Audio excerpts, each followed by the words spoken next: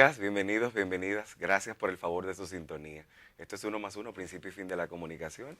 Yo soy Stalin Montero y hoy precisamente en este lunes 11 de julio iniciamos esta jornada informativa con el análisis de la perspectiva de todo lo que ocurrió durante el fin de semana y de algunas cosas que se proyectan como informaciones para esta semana. Milicen Uribe, buen día. Buenos días, Stalin Montero. Buen día a toda la gente que nos hace el favor de sintonizarnos como cada mañana aquí en su telediario 1+1. Efectivamente, Stalin, muchas informaciones relevantes, iniciando por el calor que está azotándolo. Estuvo el fin de semana completo. Y dice el pronóstico de la UNAMED que de igual manera va a ser esta una semana muy calurosa. Recuerden que ya estamos en pleno verano y que justamente los meses de julio y agosto suelen ser los más calientes. Pero realmente ahora mismo en República Dominicana estamos afectados por los 3 golpes, porque tenemos la incidencia de una vaguada, de una onda tropical y además los efectos del polvo del desierto de Sahara que está sobre el territorio nacional. De modo que ustedes que nos ven y nos escuchan, recuerden hidratarse bien, usar dentro de lo posible protector solar y también ropa ligera, porque esta será una semana bastante caliente. Si le puede sumar la mascarilla a eso, también es una fórmula importante, sí, sobre todo para la gente que tiene situación respiratoria con el polvo de Sahara y además con las variantes del COVID que vemos también que andan en repunte. Y bueno, otro tema que continúa bastante caliente, tal cual el clima, Stalin Montero y amables televidentes, es el caso Operación Medusa. La prensa completa hoy día continúa trayendo detalles nuevos y relevantes en relación al expediente que, como ya informábamos, ya está en manos de la gran prensa dominicana y también de muchos actores civiles y políticos. Es un expediente bastante profuso, son 12.265 páginas. Yo te imaginarás que tuve inclusive problemas para poder descargarlo en el celular y reenviarlo por lo pesado del documento. Pero así viendo algunos detalles nuevos, creo que lo más interesante, si hacemos un análisis prospectivo del mismo, es cómo se abren ahora nuevas líneas de investigación, incluyendo nuevos actores políticos. Parte de las informaciones nuevas apuntan a cómo, según testimonio de los testigos, recuerden que son 400 testigos que el Ministerio Público tiene como colaboradores y colaboradoras, en uno de los momentos el ex procurador habría presionado el pago de las empresas, recuerden que es un pago no legítimo, es justamente soborno, argumentando que recibía presiones de la Casa Grande. De igual manera, se hace mención en varias partes del expediente del expresidente Danilo Medina. De hecho, hay una nota manuscrita donde él, por escrito, a puño y letra, autorizaba el inicio de este plan de humanización. Como hacían los vanilejos en los 80 y 90, en los ventorrillos, que con una notita en el papel popular del colmado daban descripciones. Es una cosa que llama mucho la atención, que duele mucho, sobre todo a toda esa gran mayoría de la sociedad dominicana que durante más de 2 años marchó solo a través del movimiento Marcha Verde, esto sin contar, ¿verdad?, los años anteriores a esto, con otros movimientos que develaban, aunque nunca nos imaginamos cuál era el peso y cuál era la profundidad de los casos de corruptibilidad en República Dominicana. Pero con eso, Milicen, también hay que decir que este fin de semana se hizo un ejercicio interesante desde la perspectiva del periodismo. Durante las últimas 4 semanas nosotros nos hemos estado despertando los días lunes con titulares en periódicos, en programas de televisión, en informativos también, con titulares dados en discursos por Danilo Medina. Sin embargo, no habíamos visto por el reporterismo ni ninguna de estas reseñas, ningún cuestionamiento directo sobre las informaciones que estaban avanzando. Pues ayer, pues sí, se le hizo pregunta a Danilo Medina y precisamente le preguntaban por el caso Medusa, a lo que decidió no asentir. De hecho, en un corte bastante interesante porque se ve como él no solo no estaba preparado, sino que no estaba esperando que se le hicieran las preguntas. Y eso también evidencia, yo creo, que ese mismo clima de impunidad con la que él durante sus gobiernos, pues logró a sus anchas manejar sus relaciones con los medios de comunicación. Enhorabuena para el reportero que en ese momento hizo el cuestionamiento y para los medios también que decidieron enfocar precisamente parte de las reseñas por esta línea. Vamos a ver precisamente este corte que hemos preparado de ese momento en que al expresidente Danilo Medina, él estaba en la provincia de Duarte, en San Francisco de Macorís, en unas juramentaciones de nuevos miembros del PLD, y un reportero le pregunta acerca de este caso Operación Medusa.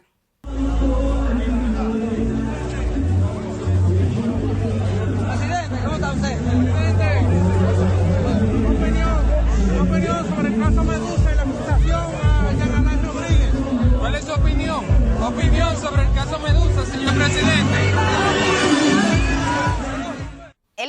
ignora la pregunta, en un momento su comunicación no corporal muestra como que estaba prestando atención para ver qué fue lo que le preguntaron, pero luego el silencio fue la respuesta, de hecho algo bastante común en las gestiones del expresidente Danilo Medina. Solo le faltó preguntar, ¿cuál medusa? Exacto, porque recordemos ese momento en el que también se le preguntaba acerca de casos, la corrupción, precisamente. De presunta corrupción que había en su gestión, y el presidente muy enojado lo que respondió fue ¿cuál corrupción? Sí. Bueno, pues a eso está poniendo respuesta el nuevo Ministerio Público, Stalin, parte también de las nuevas líneas de investigación que se abren, incluye no solamente la construcción en sí del recinto, de las parras, sino también de los alimentos. Es algo que a mí particularmente me ha indignado mucho, porque demuestra cómo no era solamente la composición que había en relación a licitaciones falsas, porque realmente ahí no hubo licitaciones, como ustedes saben, la metodología era acordar con las empresas antes de que se haga el famoso concurso, entre comillas, el pago de un 20% a modo de soborno. Pero el hecho de que ya cuando las empresas eran adjudicadas, que ni siquiera se les supervisara acerca de lo que entregaban. Y en el caso de los alimentos, parte también de los detalles que incluye el expediente es cómo eran alimentos que no estaban en condiciones. Decían que arroz podrido, con gusano, era lo que llegaba, por ejemplo, al recinto de La Victoria, porque los camiones que tenían que entregar esas comidas ni siquiera contaban con el sistema de refrigeración adecuada. Y ni mencionar cómo justamente en el caso del rubro de alimentación, pues ahí se hace una imputación directa a un cuñado del ex procurador, que supuestamente pues habría prestado varias empresas para poder hacer estas operaciones. O sea, de verdad que uno sigue hurgando y los detalles son indignantes. Yo decía que si el 30% de las informaciones avanzadas en esta acusación, y me llamaba la atención, lo compartía de hecho en Twitter en el día de ayer, el sábado más bien, porque estando en el supermercado, en el área de caja, escuchaba a una señora precisamente decir eso, que si menos de la mitad de lo que se había avanzado como información era cierto, entonces al ex procurador habría que decirle, como dirían en el argot popular, decía ella, un ladronazo, precisamente por el matiz. Y esto yo siempre intento poner un poco el oído en estas expresiones populares que tradicionalmente forman parte de nuestra cultura. Porque si bien es cierto, esta señora muy probablemente no maneja todas las informaciones, el sentir que le queda al momento de abordar estos hechos vinculados con la acusación es precisamente el malestar de gente que históricamente ha trabajado para promover los valores, para a pesar de estar en entornos empobrecidos, hacer las cosas de manera adecuada, y que precisamente quienes han tenido en sus manos la política criminal del país, pues definen y muestran un comportamiento totalmente contrario. Y a esto de la humanización, que era como se le llamaba este proceso, del que describe Millicent el tema alimentario, sobre todo, hay que sumarle otros que a mí me llamaron poderosamente la atención. Tiene que ver, por un lado, también con las informaciones que se avanzan sobre la compra de los terrenos para un parqueo de la Fiscalía del Distrito Nacional, que precisamente se hace también en condiciones amañadas. Y a esto, otra de las informaciones también avanzadas, que es un rubro sumamente importante, era precisamente todo el tema de una estrategia de comunicación para perseguir y para desacreditar a periodistas, a activistas sociales, a figuras políticas que no estaban o que mostraban posiciones adversas a las gestiones de Jan Alain. O críticas, porque el periodismo de por sí es crítico. A lo que pasaba en los gobiernos del PLD es que querían vender la idea de que el periodismo debía ser complaciente. Recuerden que fue en la gestión en que surgió la famosa figura de las bocinas, el periodismo, yo soy de las que no concibo el periodismo si no es crítico.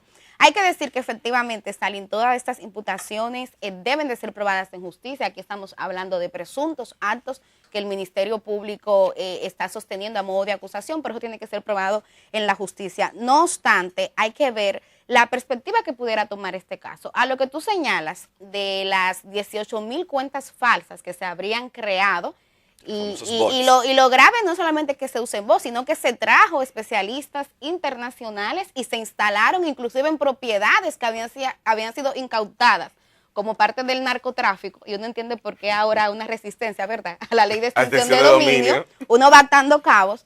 Se suma también ese hostigamiento contra periodistas como aquí, el mismo Juan Bolívar Díaz, Edith Febles, Altagracia Salazar, Ricardo Nieves, entre otros y otras, y gente que simplemente también hacía uso de la comunicación por redes sociales. Ese hostigamiento, esa persecución, usando esos recursos, pero también personal, porque se está imputando inclusive a personal de prensa.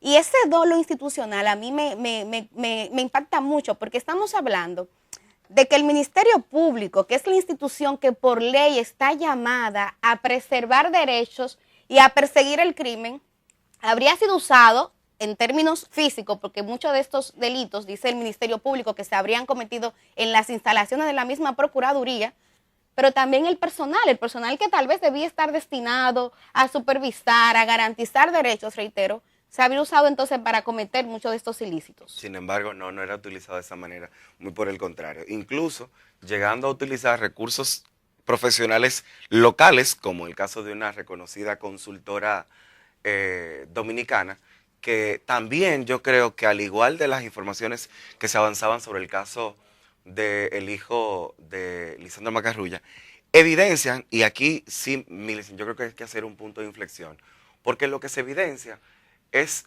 un corte que nos habla de un modelo de funcionamiento, de un modelo de actuación. O sea, no son hechos aislados, son entramados que terminaron haciéndose una cultura. Y hay que destacar, yo creo que es parte también de ese llamado que hay que hacer al empresariado nacional, de la importancia de que todo este proceso de acompañamiento, incluso, que sabemos claramente, muchas de las articulaciones empresariales apoyaron y fijaron posición pública vinculado al tema de la lucha contra la corrupción y la impunidad. Sin embargo, evidentemente, según lo que avanzan las informaciones del Ministerio Público, se pone en relieve el cómo una buena parte de este sector no solo era consciente, sino que participaba. Recuerda que hubo una parte del sector empresarial que no apoyó, por ejemplo, lo que fue Marcha Verde, que fue ese movimiento masivo, y lo que hizo fue justamente tratar de quitarle buscar legitimidad. buscar un bajadero, no, quitarle legitimidad, porque decían que ellos estaban financiando Marcha Verde, cuando realmente era el empresariado más progresista y más alternativo que estaba apoyando este movimiento que pedía el fin de la corrupción y de la impunidad. Entonces ahora también uno va entendiendo atando los cabos. Muchas de las reacciones. Mira, por último de mi parte sobre este punto, incluir en la perspectiva las repercusiones internacionales que pudiera tener a raíz de la presencia en este expediente de una senadora mexicana, que apellido Aguirre, que además es actualmente senadora, pero ya es también periodista, ya inclusive fue contratada y dice el Ministerio Público que se le pagó la suma de $2 millones en efectivo para asesorar las pretensiones o aspiraciones presidenciales que tenía el ex procurador de la República, de acuerdo a lo que dice el Ministerio Público. Pues en el expediente también parte de lo que dice es que piensan pasarle esta información al Ministerio Público de México para que investigue, porque aquí pudiéramos tener casos como lavado de activos, financiamiento ilegal de campañas, que creo que es importante también recuperar, porque esa era una de las figuras que justamente exigía Marcha Verde que se investigaran cuando hubo esas manifestaciones masivas. Y yo me pongo a pensar, Millicent, y lo recuerdo ahora, a la sazón de esa suma, de esos $2 millones. Y me duele más todavía porque pienso precisamente que quizás esos $2 millones pudieron servir para que el accidente bochornoso y lamentable del Hospital Infantil Robert Reed Cabral, aquel fin de semana fatídico, en la que 11 infantes fallecieron precisamente con el tema de las incubadoras, se pudo haber evitado precisamente con estas sumas. Duele, y me gusta ponerlo en transacción de cómo le duele a la gente, de cómo el dinero de la corrupción termina quitándole la oportunidad de que el pueblo dominicano encuentre respuesta a muchas de las necesidades y de las grandes problemáticas que nos afectaron. Pero vamos a tener, yo creo que durante toda esta semana, mucha información vinculada y con nuestro invitado de hoy, que es el sociólogo Cándido Mercedes. Vamos a ver a profundidad. Vamos a seguir exactamente analizando este caso, porque insistimos, hay mucha tela que cortar. Hay que cerrar, Millicent, yo creo este bloque planteando dos elementos mínimos. Así es. Uno es la variante del COVID-19, de la que el ex presidente del Colegio Médico Dominicano, Waldo Ariel Suero, pues plantea la posibilidad de la incursión de la variante Centaurus. La Centaurus, que es precisamente, plantea 5 veces más contagiosa y de fácil propagación. Sobre todo a propósito de que en los últimos 3 fines de semana hemos iniciado la semana con unos picos elevados de contagio. Entonces creo que es importante hacer un guiño a esta información, a la gente seguirle recomendando la necesidad de volver a tomar esas prácticas habituales que teníamos, el uso de tapabocas, el uso del alcohol en gel, de la limpiamanos, para sobre todo prevenir la posibilidad de los contagios. Sí, a completar el esquema de vacunación y reforzar los que así lo necesiten. La otra información, ya para cerrar este bloque, da cuenta, bueno, estamos en el mes de julio y ya se comienza a hacer el análisis de la ejecución presupuestaria de este primer semestre del año, y el Ministerio de Hacienda lo ha hecho a través de una nota en la que informaba que el gobierno ha destinado casi 35.000 millones de pesos a subsidios, cuyo objetivo es disminuir el impacto de la inflación en la población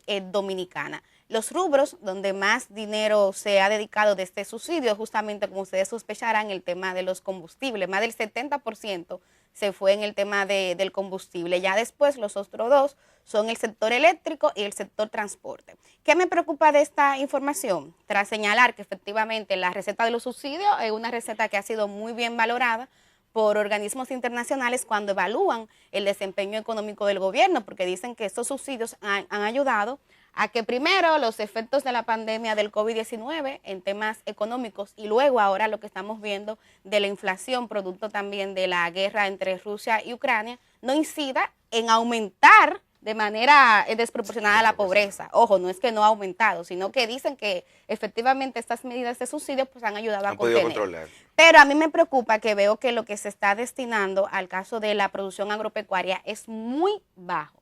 Y justamente la semana pasada reflexionábamos con Guillermo Carán, economista, es gobernador del Banco Central, y él decía que era para él una receta errada concentrar tanta parte del subsidio en consumo y no en producción.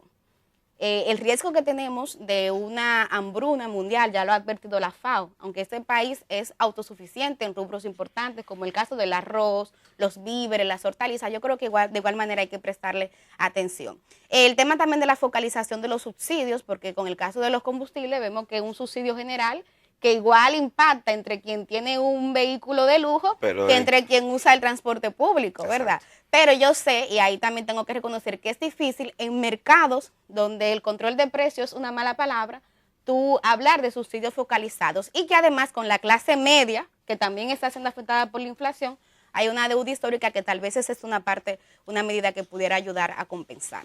Indiscutiblemente hay que ponerle ojo a este proceso, sobre todo con la tendencia y la proyección que se tiene de la necesidad de seguridad alimentaria. Así es. Coincido también en ese sentido.